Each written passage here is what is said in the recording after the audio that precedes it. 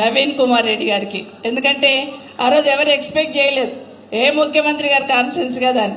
కానీ ముఖ్యమంత్రి గారి కాన్ఫరెన్స్ కాదు, పొరపాటున నమ్మిన్నారు ఇది ముఖ్యమంత్రి గారి నియోజకవర్గం, కానీ ఇది ఖచ్చితంగా బీఆర్ఎస్ సంబంధించిన నియోజకవర్గం అన్నట్టు గెలిచి చూపించిన మా సోదరులు నవీన్ కుమార్ రెడ్డి గారు మీ నియోజకవర్గానికి ఇన్ఛార్జ్ కూడా. ఇప్పుడు నవీన్కి అయితే ఇక్కడ బాగా ఉంటుంది, నరేందర్తో పాటు ఇద్దరు జోడెద్దుల్లాగా ఉంటారు. నవీన్నే పంపిద్దాం అక్కడ అని ఇక్కడ పంపించేస్తున్నారు. సో ఇద్దరికి ఇటు నవీన్ గారికి కూడా ప్రత్యేకంగా నమస్కారాలు చెప్తూ, వేదిక మీద చాలా మంది సోదరులు ఉన్నారు, వారికి వేదిక ముందున్న సోదరులు కూడా అందరికీ పేరు పైన నమస్కారాలు. ఎందుకంటే మాట్లాడుతూ ఉన్నప్పుడు కొడంగల్ నియోజకవర్గం అనగానే వస్తూ ఉన్నప్పుడు నేను అనుకుంటా ఉన్నాను, నడవడానికి చేత కాకపోయినా కట్టెబట్టుకొని నడుచుకుంటూ వచ్చాడు ఒక పెద్ద ఆయన. అది పార్టీ మీద నా అభిమానం. ఇక్కడ ముఖ్యమంత్రి ఉంటే ఏంటి ఆనంద్ అంటా ఉండే, ముఖ్యమంత్రి గారి నియోజకవర్గం కాబట్టి కొంత ఏమైనా భయపడుతుండే మేడం అంటే ఇక్కడ భయపడరు. లగచెల్లనే దేశానికి ఆదర్శంగా నిలబడ్డది కొడంగల్ నియోజకవర్గంలో. లగచెల్ల ఆడబిడ్డలు ఢిల్లీలో పోయి కొట్లాడారు, అంత గట్సిన నియోజకవర్గము. ఖచ్చితంగా ఏ చేత కాకుండా నడిచొస్తున్నారు చూడని అప్పుడు ఎగ్జాంపుల్ చెప్పాను. కాబట్టి మిమ్మల్ని చూసిన తర్వాత ఏమాత్రం డౌట్ లేదు, 119 నియోజకవర్గంలో మొట్టమొదట బీఆర్ఎస్ జెండా ఎగిరేది ఎక్కడంటే ఖచ్చితంగా కొడంగల్. నరేందర్ కూడా జైలుకి పంపించినా కూడా ఎవరి కోసం పోయిన జైలుకి? ప్రజల పక్షాన కొట్లాడితే బాబు భూములు తీసుకోకంటే జైలుకి పంపించున్నాడు. జైలుకి పంపిస్తే ఏమైంది? లోపల పోయి ఇంకా కసిగా తయారై వచ్చాడు మా అల్లుడు, ఇంకా గట్టిగా.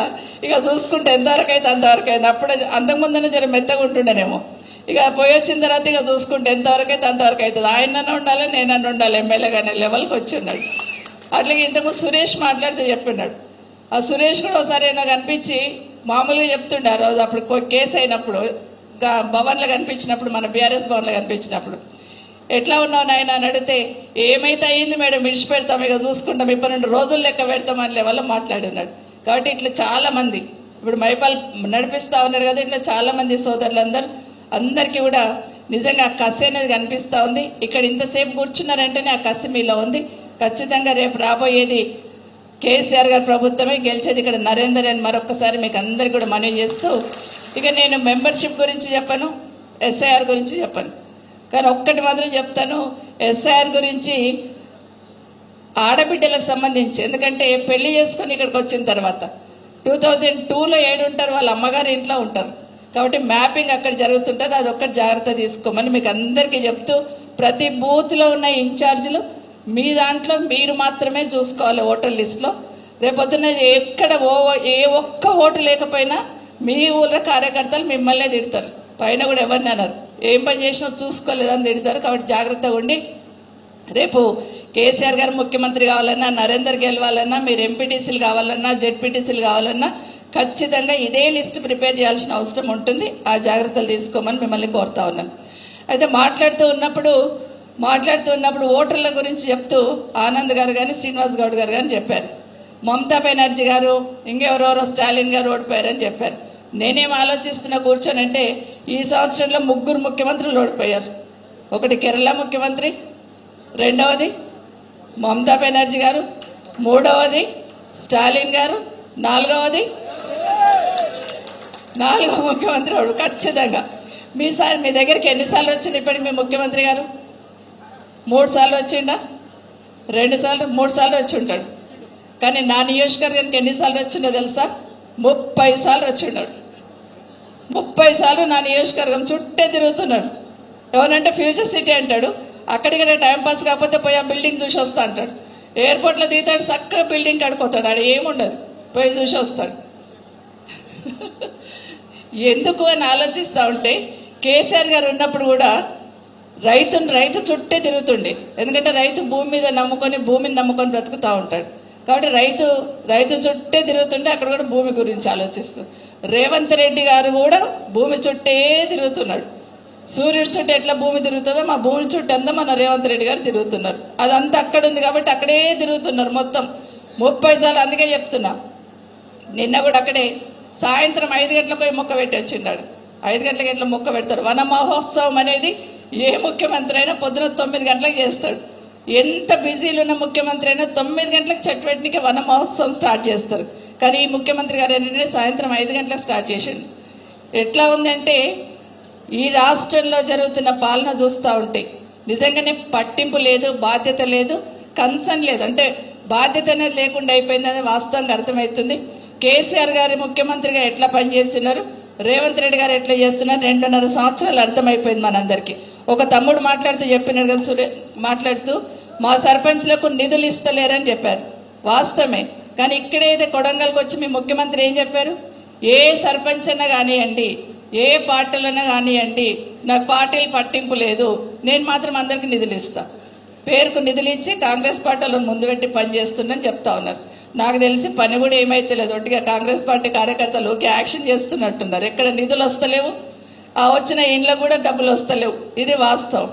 బట్ మనం అందరం కూడా బాగా ఆలోచించి కేసీఆర్ గారు ఉన్న 10 ఏళ్ళు నెలకొక స్కీమ్ చెప్తుండ్రి. తను మాట ఇవ్వకపోయినా నెల రోజులు తిరిగితే కొత్త స్కీమ్ ఏదొస్తుందా అని చూస్తూ ఉంది. కానీ 2 సంవత్సరాలు ఏం చూస్తున్నాం, నెలకొక స్కామ్ చూస్తున్నాం. రాష్ట్ర వ్యాప్తంగా స్కామ్లే, ఇప్పుడు మీ దగ్గర కూడా స్కామ్లే. ఇంతకుముందు నరేందర్ మాట్లాడితే చెప్పినాడు కదా, అన్ని స్కామ్లే జరుగుతున్న విషయాన్ని మనం చూస్తూ ఉన్నాం. ఇట్లా చెప్తూ పోతే చాలా కార్యక్రమాలు. ఒకటి నిన్న మాట్లాడుతూ తెలంగాణ పబ్లిక్ స్కూల్ అని అక్కడ పోయి స్టార్ట్ చేసి వచ్చిండు. ఇక్కడ ఆరుట్లలో ఆ స్కూల్ ఎప్పటిదంటే ఒక 50 ఏళ్ల కింద స్కూల్ బిల్డింగ్. మంచి స్కూల్ ఏదంటే ఆరుట్లో చెప్పేవాళ్ళు, అన్ని అక్కడే ఉంటాయి.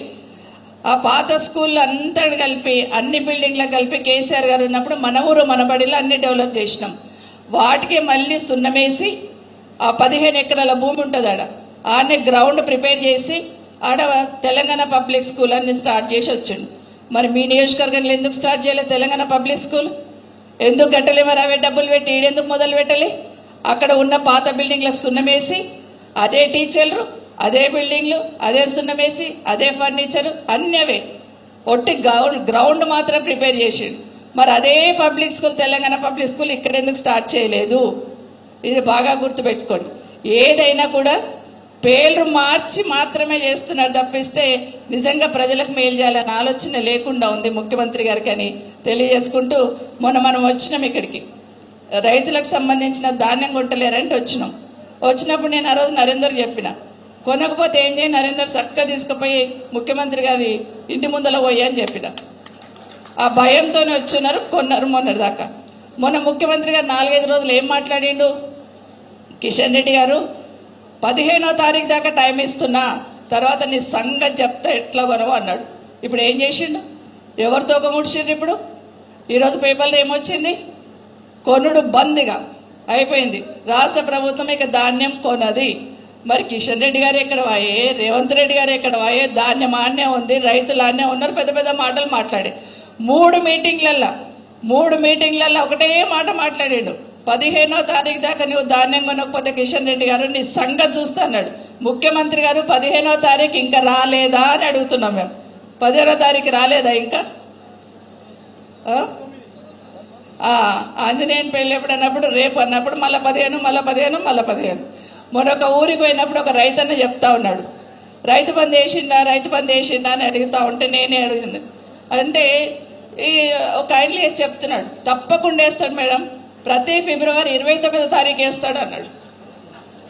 నాకు ఆలోచన, నాకు 29వ తారీఖు మళ్ళీ స్ట్రైక్ అయింది. 29వ తారీఖు ఉండదు కదా, మీకు తెలియదు మేడం. మీరు మళ్ళీ చదువుకున్న వ్యక్తి కాదు, రైతన్న, స్వచ్ఛమైన రైతన్న ధోతి కట్టుకొని వచ్చి వేస్తాడు మేడం, మీకు తెలుస్తలేదు, ఫిబ్రవరి 29వ తారీఖు పక్క అన్నేసేస్తాడని చెప్తున్నాడు. ఇది రేవంత్ రెడ్డి గారి గురించి ప్రజలకు అవగాహన. ఎక్కడ ఎవరిని కదిలించినా కూడా మళ్ళీ కేసీఆర్ కావాలని ప్రతి గుండె కొట్టుకుంటుంది. తెలంగాణ రాష్ట్రంలో కేసీఆర్ ఉన్నప్పుడు తెలంగాణ ఎట్లా ఉండే, రేవంత్ రెడ్డి వచ్చినాక ఎట్లా అయింది అన్నట్టు అయిపోయింది. కాబట్టి మీకు అందరికీ కూడా మరొకసారి విజ్ఞప్తి చేస్తా ఉన్నా, ఖచ్చితంగా అందరూ చూపెట్టే ఉంటుంది. నాకైతే ఒక డౌట్, రేపు వచ్చే ఎలక్షన్లో రేవంత్ రెడ్డి ఇక్కడ పోటీ చేయడు, అక్కడెక్కడో చూసుకుంటాడు ఫ్యూచర్ సిటీలో, అది కూడా డౌట్.